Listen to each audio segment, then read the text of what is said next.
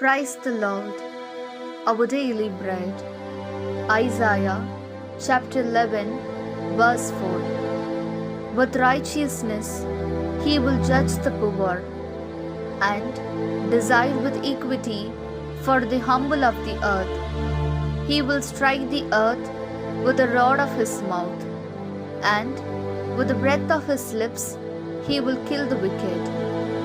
O Almighty God, thank you for giving this wonderful verse. May your presence showers on us.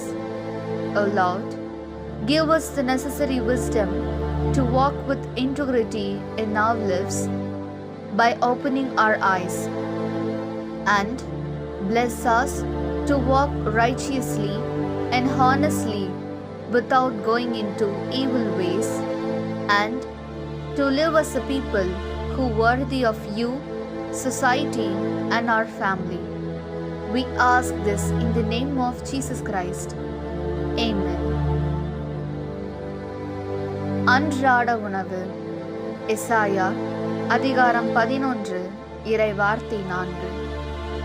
நேர்மையோடு ஏழைகளுக்கு நீதி வழங்குவார். நடுநிலையோடு நாட்டின் எளியோரது வழக்கை விசாரிப்பார். வார்த்தை எனும் கோலினால் கொடியவரை அடிப்பார்.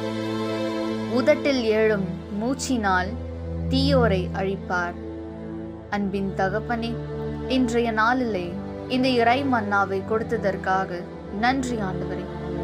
இறைவா, எங்கள் வாழ்வில் நேர்மையுடன் நடக்க தேவையான ஞானத்தை தந்து எங்கள் மனக்கண்களை திறந்து தீய வழிகளில் செல்லாமல் நீதியோடும் நேர்மையோடும் நடந்து உமக்கும் சமுதாயத்திற்கும் எங்கள் குடும்பத்திற்கும் ஏற்ற மக்களாக வாழ எங்களை ஆசிர்வதியும்.